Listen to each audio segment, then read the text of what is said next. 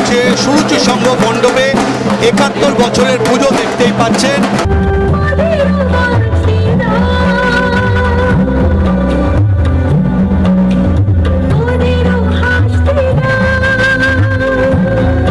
এবং আমার পাশে যিনি রয়েছেন তিনি আলোক শিল্পী রয়েছেন ক্লাবের সচিব, এবং আমরা দেখতে পাচ্ছি হাসি মুখে অরূপ বিশ্বাসকে। তিনি কিন্তু এখন সবাইকে আপ্যায়ন করছেন, তিনি এই ক্লাবের। আমরা একবার স্বরূপের কাছে চলে যাব, জিজ্ঞেস করব স্বরূপ বিশ্বাস এই ক্লাবের সচিব, সেক্রেটারি এবং ইন্ডিয়ান ফুটবল অ্যাসোসিয়েশনের ভাইস প্রেসিডেন্ট।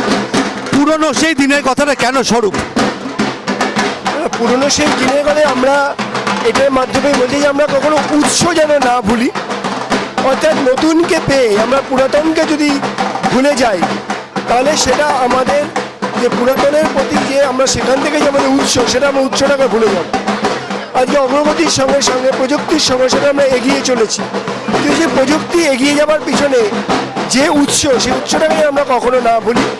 এই জন্য আমরা গানের মাধ্যমে বলেছি যে ভুলো না পুরাতনকে ভুলে যেও না, অর্থাৎ উৎসটাকে কখনো যেন ভুলে না যাই, এবং তাকে চিন্তা ভাবনা করেই আমরা এই মণ্ডপ সাজিয়েছেন। আপনি মণ্ডপে যদি চারিদিকে দেখবেন একটা নৌকা, অর্থাৎ নৌকাকে সিম্বলিক যে তার সঙ্গে সেই নৌকার সঙ্গে ভাসমানের সঙ্গে সব কিছু ভেসে চলেছে, এগিয়ে নিয়ে চলেছে। এটাই আপনি চারিদিকে আমাদের পাবেন, এবং আমরা প্রযুক্তিও দেখিয়েছি, আজকে যে নতুন বিল্ডিং সেগুলোকে দেখিয়েছি, অর্থাৎ একটা মেলবন্ধন তৈরি করার চেষ্টা করেছি। দীনেশ দা অনেকদিন ধরে লাইট করছে, কিন্তু এরকম একটা সাবজেক্ট অফ লাইটিং কতটা টাফ? না, এটা খুব টাফ। ওই যে গৌরাঙ্গ বললো যে খুব ইজি ওয়েতে আমি করে দিয়েছি, ওর জন্য ইজি ওয়ে, কিন্তু আমার লাইট করা এটা খুব খুব খুব ডিফিকাল্ট। স্বাগত আপনাকেও ভারত টিভিতে। কি মনে হচ্ছে, বা সুরুচি সংঘ মানে তার আলাদা ব্যাপার থাকে সবসময় পুজোতে? থিম সং আমাদের প্রত্যেক বছরই মহালয়ার দিনই ইনঅগ্রেশন হয়। দিদি অনেক বছর ধরে সুরুচি সঙ্গের গান লেখেন, তিনি কম্পোজ করেন মিউজিক, এবং অত্যন্ত সুন্দর একটি গান আজকেও আপনারা দেখলেন যে আজকে উদ্বোধন করা হলো। সুরুচির প্রাণপুরুষ অরূপ বিশ্বাসকে, অরূপ বিশ্বাসের কাছে জিজ্ঞেস করব, সুরুচি মানেই তো কিছু অভিনবত্ব অরূপদা, ৭১ বছর, এবং যেটা দেখতে পাচ্ছি আপনি বললেন থিম সং উদ্বোধন মহালক্ষ্মী আয়ার গেছেন, জিতের সুর মাননীয়া লিখেছেন। কি বলবেন এবছর কি চমক থাকছে সবার জন্য? কোনো চমক নেই, পুজো কোনোদিন চমক হয় না। পুজোয় তারা চমক দেয় যারা মানে অন্যরকম। আমরা ভক্তি করে বুদ্ধি করে পুজো করি, এটা ভক্তি।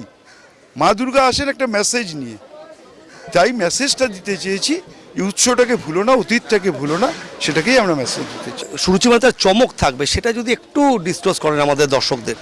না, সেগুলো আসে এই ছবি তুলিস না প্লিজ, এখন যখন হবে তখন জানাবো, ঠিক আছে? অর্থাৎ দেখুন, করতে করতেই কিন্তু সব দিকে নজর মন্ত্রী মশায়ের, এবং এখানে অভিনেতা থেকে শিল্পী সবাইকেই তিনি মানা করছেন যে আজকে কিন্তু ছবি তোলার নয়, এবং দেখতেই পাচ্ছেন প্রত্যেক আজকে শুধু মিডিয়ার জন্য খুলে রাখা হয়েছে। অফিসিয়ালি উদ্বোধনটা পরে হবে, এবং অত্যন্ত কড়া প্রহরা, সমস্ত পুলিশের নিরাপত্তা তার মধ্যে, এবং সব মিলে যেটা তুলে ধরতে চেয়েছে যে আমাদের যে উৎস, সেই উৎসকে যেন আমরা না ভুলি। অর্থাৎ এক সময় যে আমরা যে লণ্ঠন ইউজ করতাম, এক সময় আমরা যে এই যে গ্রামাফোন ইউজ করতাম, যেটা আমাদের সুরুচির সচিব বললেন, কাউন্সিলর বললেন, শিল্পী বললেন, যিনি লাইট দিয়েছেন দীনেশ দা, তিনি বললেন যে ৭১ বছরে সুরুচি সংঘর এই যে উৎসবে, এবং দেখতে পাচ্ছেন একটা পুরো সভ্যতা, এই টাঙা রিক্সা, এই টাঙা রিক্সা এখন কলকাতায় দেখা যায় না।